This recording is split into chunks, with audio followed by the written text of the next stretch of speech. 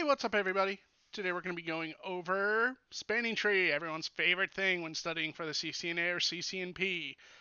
The goal here isn't necessarily to get into the weeds on spanning tree, how it works, port selection, all that stuff. Just a quick overview, like you're pulling switches out of a box and you're putting it in a rack somewhere. All right.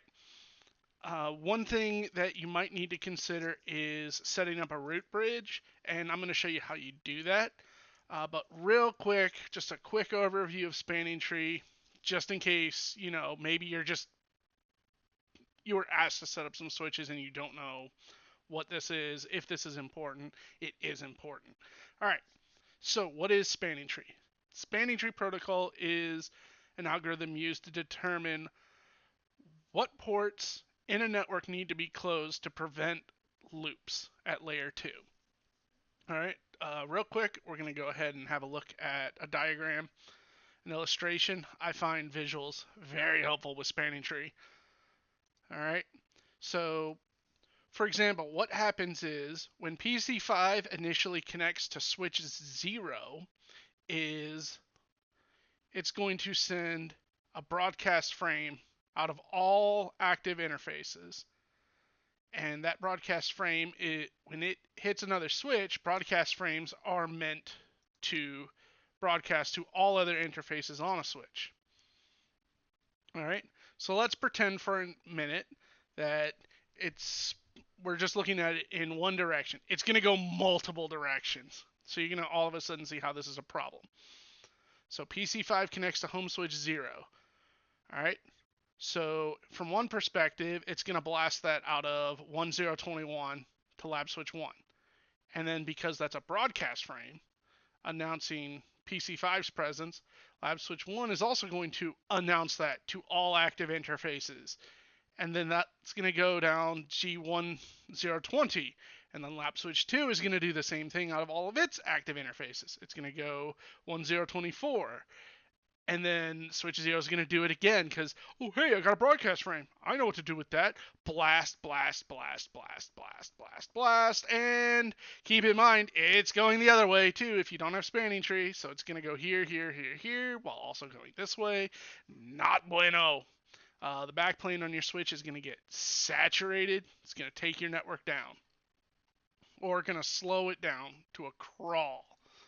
Regardless, you don't want this. So what spanning tree does is at the time a switch is introduced into the network, all switches conduct what is called an STP election. And in that election, they use priority and MAC address to determine what switch is going to act as the root bridge. Ideally, the switch at the edge of the network before the router should be the root bridge. All right? Or the switch is connecting directly to routers. So that's the ideal scenario. All right? So that way you minimize hops for the most clients. However, you just pop a switch in. What happens is we go into this switch. Let's say we just bought this switch used, all right? Because, expensive. All right, you might do that. Someone might not properly wipe their switch. So we do show span. Uh-oh. This switch is the closest to our routers. It's not the root. That's going to be a problem. All right, because this network's going to have to take extra hops. This network might have to take extra hops. Not bueno. All right. So what we want to do, and I think this is the switch that is the do show span. And no, you don't have to go into global config mode to do that. That's just habit. I like being in global config. All right, so this is the root bridge. We don't want this to be the root bridge. This is next to clients and other switches. There are no routers connected to it.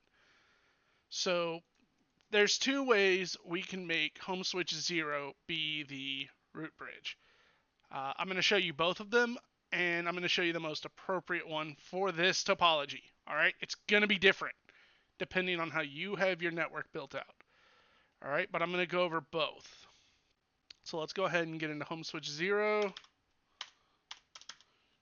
So let's go ahead and do spanning tree. First, let's check our options. Do the question mark, and that's immediately going to populate all your potential options. Mode and port fast, not relevant, because mode is going to be, are you running standard STP, rapid STP, multi STP? We don't care. Not relevant here. Port fast, also not relevant. Also kind of dangerous. Mess with that at your own peril. And then VLAN. VLAN, here we go. VLAN switch spanning tree. In Cisco world, spanning tree runs its own instance on every VLAN. So let's do that. VLAN, see what our options are. So we can do a word like a name or VLAN range. For example, 1, 3 through 5, kind of like how you would do interface range, right? So let's do that. So now we're going to select the range of active VLANs. I'm just going to do 1 through 99. Don't worry if you don't have 99 VLANs configured on your switch. It's not going to populate it in the VLAN brief, and it's also not going to bloat your show spanning tree. It's only going to show for VLANs that actually exist. So here we go. So now let's see what our next options are. Here we go. Here are the two things I wanted to show you. All right, so we have priority and root options. So for priority, we set the bridge priority, or the priority for this switch, for the spanning tree, or root. We can configure the switch as root. Which one would you use? For this topology, we're going to use priority, and I'm going to show you why. All right, so we're going to look at root, our root options. All right, so primary, secondary. All right, so for this, we're looking at, so if we do the root option, we set it as root primary or secondary. So if we had a second switch and it was going to both of these routers, then let's say home switch 0 should be the priority, should be the primary. And then if this switch fails, this imaginary switch up here takes over. Very useful, especially if you also have an FHRP setup like HSRP or VRRP. We don't, so we're not going to use this. We are a single switch at the edge of the network. So this is the only switch at the edge of the network. So let's go ahead and set it up as just priority. All right, so what are our options here? So now we're going to change the priority value of the switch itself for these VLANs. And that is a value between 0 and 61,440, and it has to be in increments of 4,096. So I want this switch, because it's the last switch before it hits routers, to always win, no matter what else gets installed down the line. And this is going to be a config I put in should this switch fail, all right, or any switch that takes over for it. I'm going to hit 0. Any other options? Nope. Done. Exit. Not exit. Do show span. Now, you know how it was saying it was showing the root bridge as something else, so root ID, this is telling you the MAC address of the root bridge. It's going to be different now. This bridge is the root. Huzzah. All right, so we're in business now. And we've got designated ports forwarding everywhere. Sweet. Shared P2P. Goody. All right. So now if I go into this switch, do show span, we're going to see our root and designated port. That's good. And then in conf t do show span. And this is also, and then PO3 is an alternate port, and it is being blocked. Great. Awesome. So this should be showing as blocked, but bugs. So great. So now here is the pathing for any traffic. So coming from here, PC1, lab switch 1 goes here. PC3 goes to lab switch 2 to home switch 0. However, PC2, switch 1, switch 0, switch 2 here. Alright, so that's not ideal, but this is the best way to prevent a loop.